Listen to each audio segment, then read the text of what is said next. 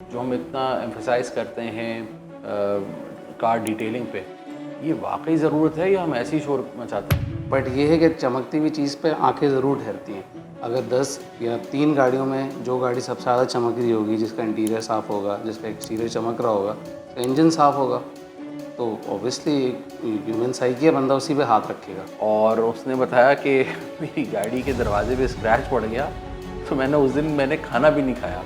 तो मैं यूनिवर्सिटी नहीं गया। तो ऐसा भी होता है, 2-2 3-3 दिन हो जाते हैं, कुछ मसरूफियत होती है, पिक्चर्स हम नहीं ले पाते।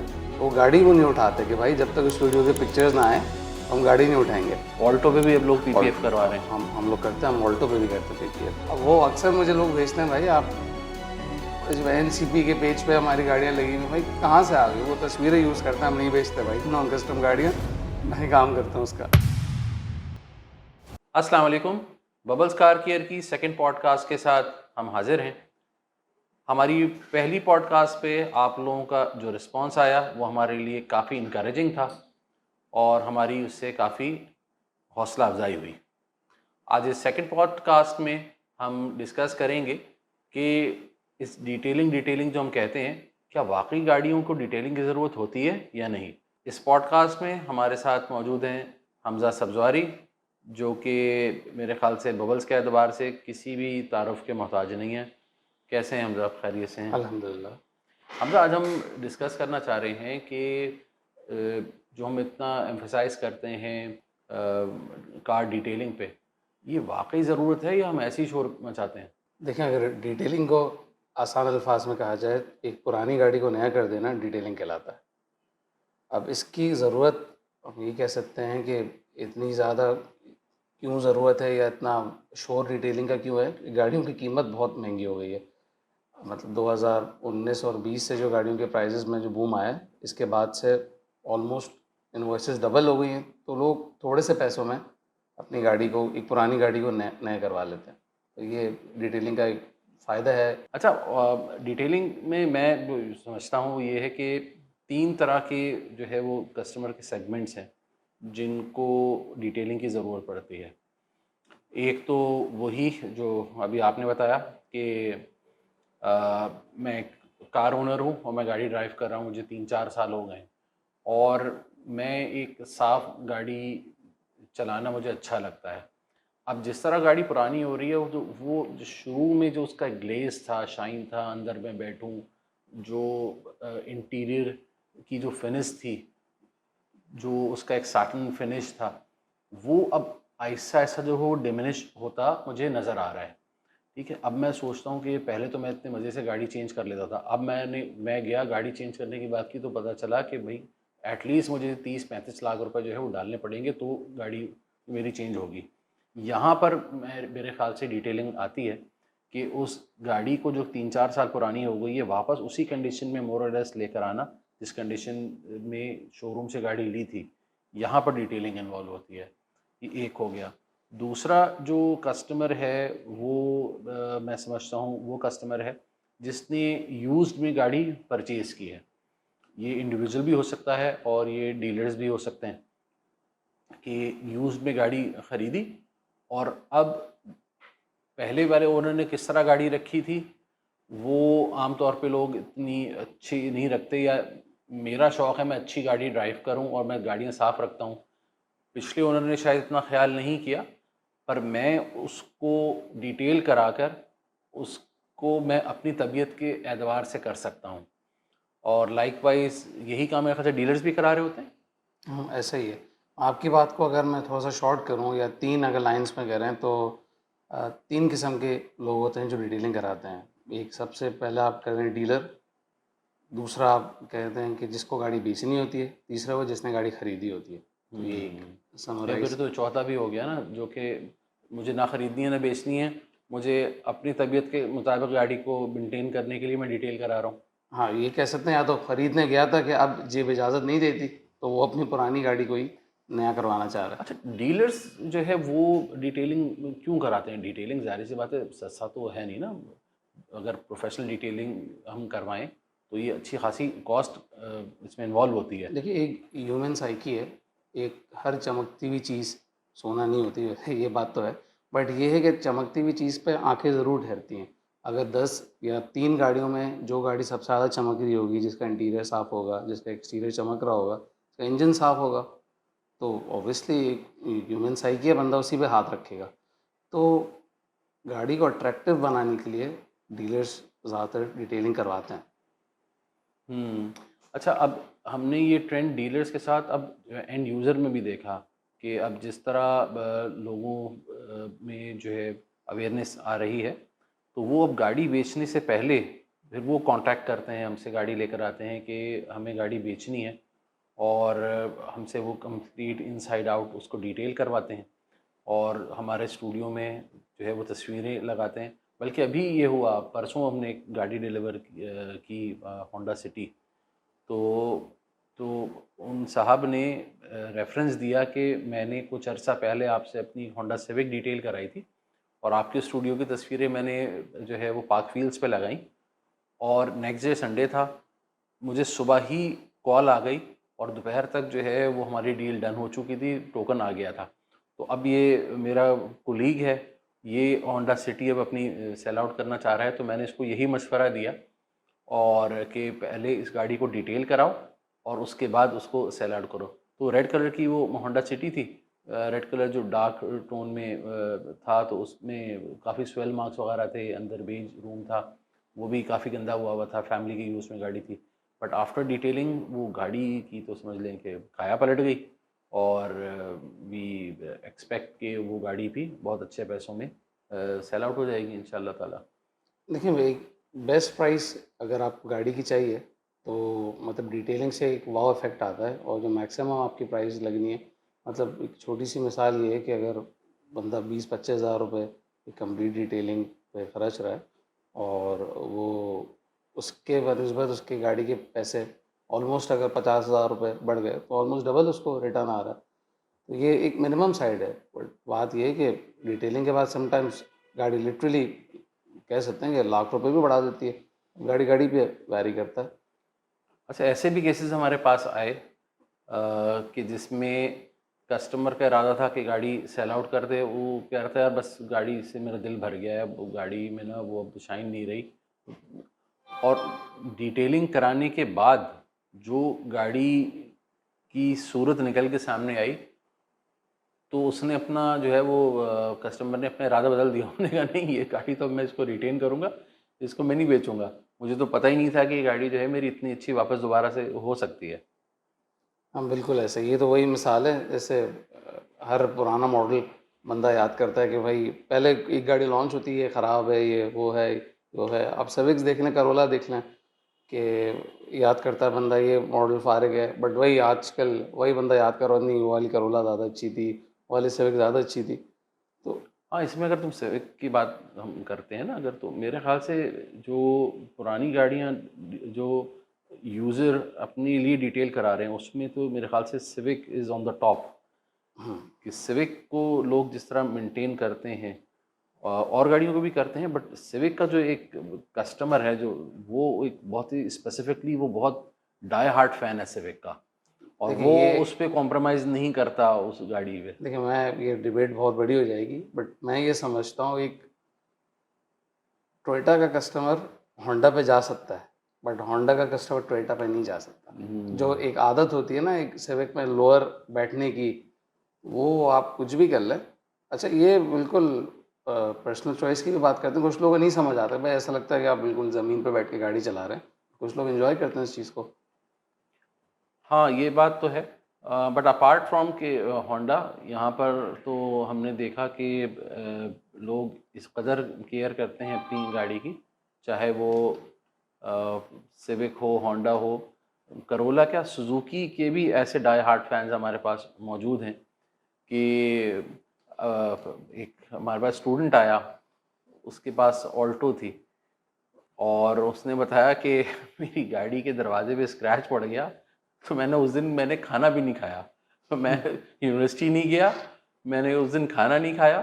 तो लोगों की जो है ना वो इस हद तक की एसोसिएशन है अपनी गाड़ियों के साथ, तो ऐसे में डिटेलिंग मेरे ख्याल से उस उनके इस पैशन को सपोर्ट करने के लिए डिटेलिंग मेरे ख्याल से बहुत अच्छा अपना रोल प्ले कर रही है। बिल्कुल ऐसा ही है। आज अभी आधे घंटे पहले हम शायद ऑल्टो डिलीवर की है, वो पीपीएफ हमने शायद 6 महीने पहले की थी, और उसी की अब रूटीन मेंटेनेंस पाई हुई थी। ऑल्टो पे भी अब लोग और पीपीएफ करवा रहे हैं। हम लोग करते हैं, हम ऑल्टो पे भी करते हैं पीपीएफ। हाँ। हम डीलर्स पे आते हैं या पिक्चर्स की बात करते हैं। समटाइम्स हमारे डीलर से काफ़ी अच्छे दोस्त भी हैं, तो ऐसा भी होता है 2-2 3-3 दिन हो जाते हैं, कुछ मसरूफियत होती है, पिक्चर्स हम नहीं ले पाते, तो वो गाड़ी वो नहीं उठाते कि भाई जब तक स्टूडियो के पिक्चर्स ना आए तो हम गाड़ी नहीं उठाएंगे। और पिक्चर्स से एक बात और याद आई भाई कि नॉन कस्टम पेज पे हमारी गाड़ियों की तस्वीरें क्यों लगाते हो? हम नहीं बेचते भाई, हमारी गाड़ियाँ चमन नहीं जाती। अब वो अक्सर मुझे लोग भेजते हैं, भाई आप इस एनसीपी के पेज पे हमारी गाड़ियाँ लगी हुई, भाई कहाँ से आ गई? वो तस्वीरें यूज़ करते हैं, हम नहीं बेचते भाई नॉन कस्टम गाड़ियाँ, मैं ही काम करता हूँ उसका। अच्छा, गाड़ी अभी हम इसी पे अगर हम बात कर लें कि गाड़ी बेचते वक्त अगर कोई डिटेलिंग करा रहा है, तो कस्टमर बेसिकली गाड़ी में जो प्रोस्पेक्टिव कस्टमर है वो अगर आ रहा है तो वो गाड़ी में क्या चीज़ें देखता है अपार्ट फ्रॉम के उसके जो डॉक्यूमेंटेशन है उसके अलावा, या गाड़ी बनी हुई है नहीं बनी, एस्थेटिकली अगर बात करो तो कस्टमर जो है वो क्या चीज़ें चेक करता है गाड़ी में? देखिए, सबसे पहले तो आ, मतलब फिजिकल अपीयरेंस गाड़ी की, ग्लॉस और शाइन हो गई। और आम अगर उसकी बात करें तो लोग बॉडी चेक करते हैं, कोई कलर तो नहीं है, टचअप तो नहीं है। इंटीरियर में आ जाए तो सबसे पहले जो बंदे की नज़र जाती है वो स्टेयरिंग पे जाती है। स्टेयरिंग के वेयर एंड टेयर से लोग अंदाज़ा लगाते हैं कि गाड़ी किस तरीके से यूज़ हुई हुई है। अक्सर इसको माइलेज को भी जज कर लेते हैं कि स्टेयरिंग ज़्यादा छिला हुआ है तो गाड़ी ज़्यादा चली हुई होगी। मतलब मिसाल की बात है, अगर ज़्यादातर लोग राइट हैंड से ड्राइव करते हैं, राइट साइड से स्टेयरिंग आपका छिला हुआ है या टॉन हुआ है, और गाड़ी के मीटर पे 10,000 लिखा हुआ है, तो मतलब ये सिंपल सी बात, नो भाई दरवाज़ा बंद कर दो, ये इसका टेम्पर्ड हुआ हुआ मीटर। ये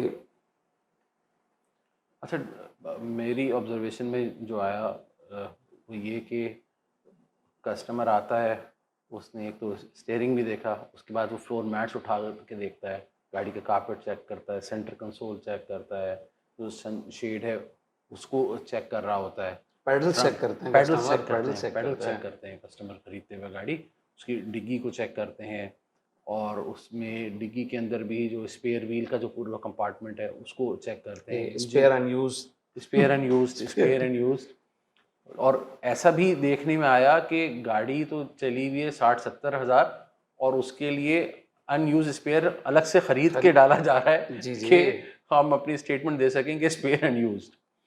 और lady doctor driven car, army हाँ, ऑफिसर ड्रिवन कार।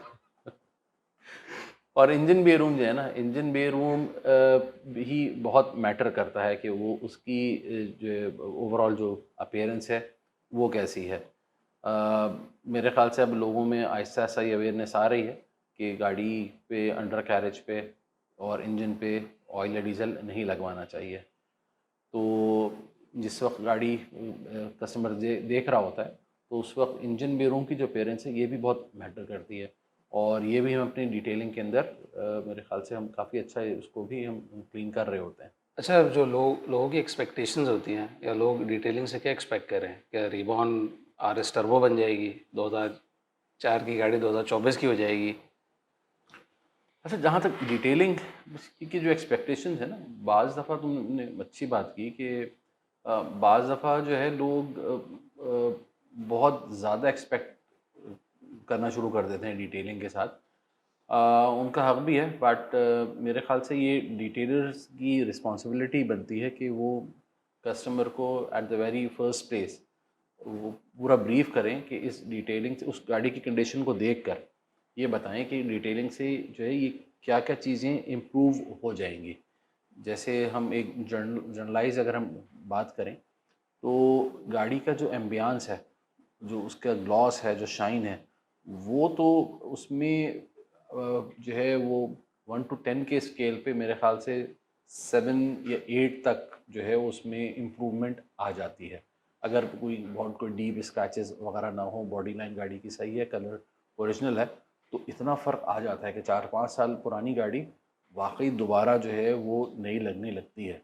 लाइकवाइज जो इंटीरियर है गाड़ी का वो भी डिपेंड करता है कि अगर कहीं से अपोजरी उसकी डैमेज नहीं है और कोई ऐसे स्टबन स्टेन्स नहीं है, और तो ऐसी सूरत में गाड़ी डिटेलिंग के बाद वाकई एक वाव लुक देती है और उसकी रेटिंग में तो डिफरेंस आता है।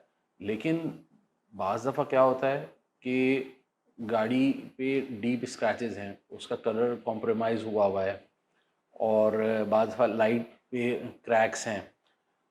और इंटीरियर की बात करो तो इंटीरियर में कारपेट कहीं से फटा हुआ है, सीट कवर्स चढ़े हुए हैं जिनकी लाइफ पूरी हो चुकी है, बट हम उसको चेंज करने के लिए हमारे पास अप्रूवल नहीं है।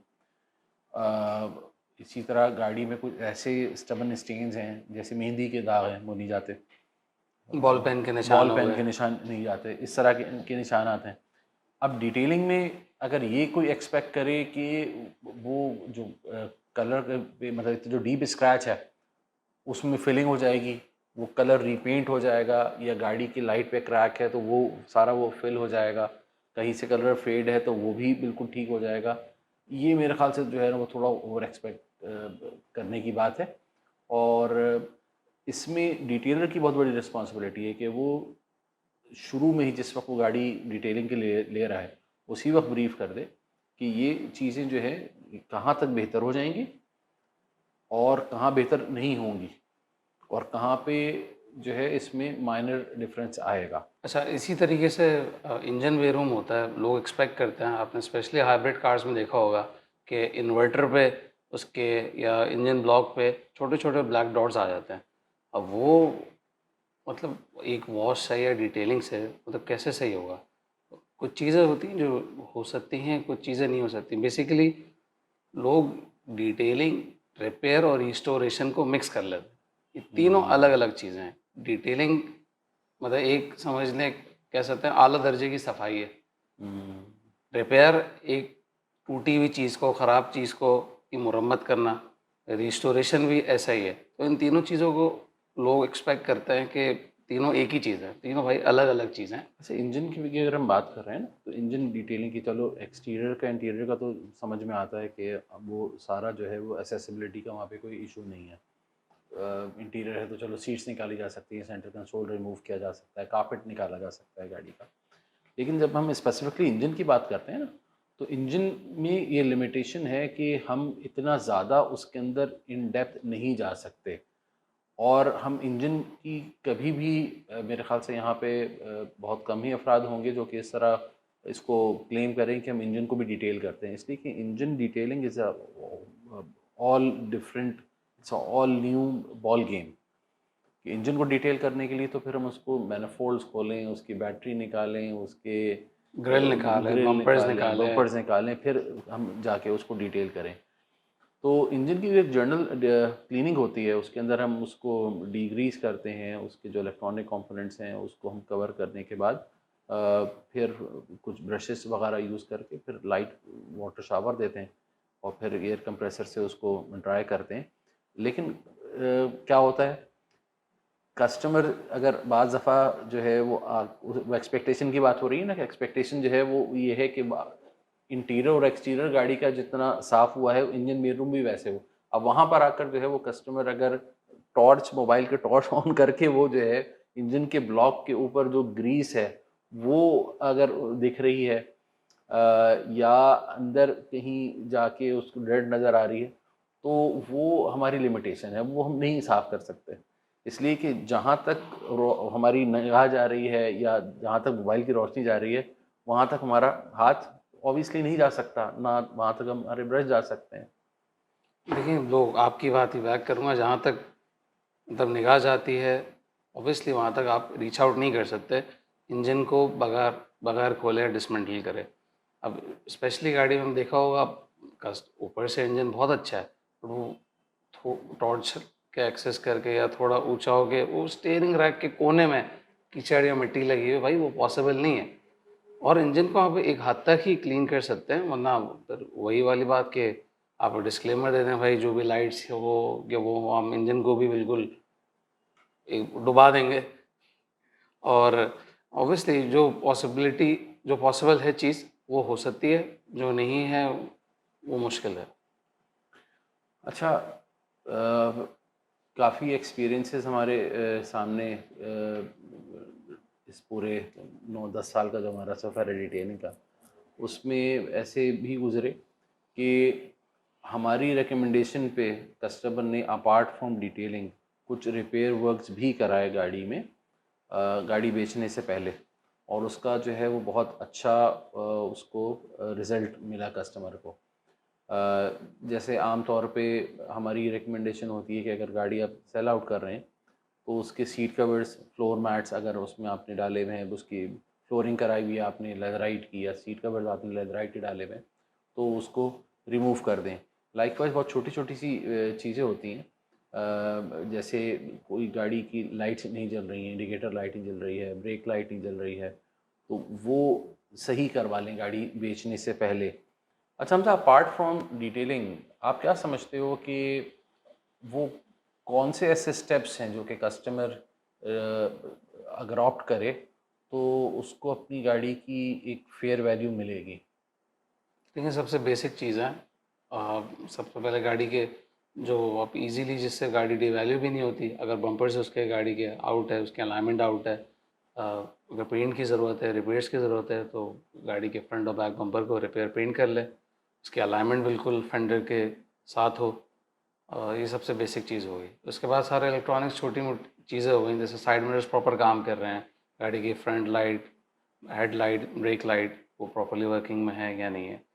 फिर थर्ड आप डिटेलिंग पे आ जाएं, पूरी इसकी इंटीरियर एक्सटीरियर की प्रॉपर डिटेलिंग हो, क्रोम एम्बलम्स वगैरह लोग काफ़ी नोट करते हैं, उसकी क्लीनिंग हो। इससे क्रोम एम्बलम से लोग लोकेशन का भी अंदाज़ा लगा लेते हैं कि अगर ज़्यादा जंग है तो ये गाड़ी क्लिफ्टन की होगी, अगर जंग नहीं है ज़्यादा तो ये नॉर्थ की होगी।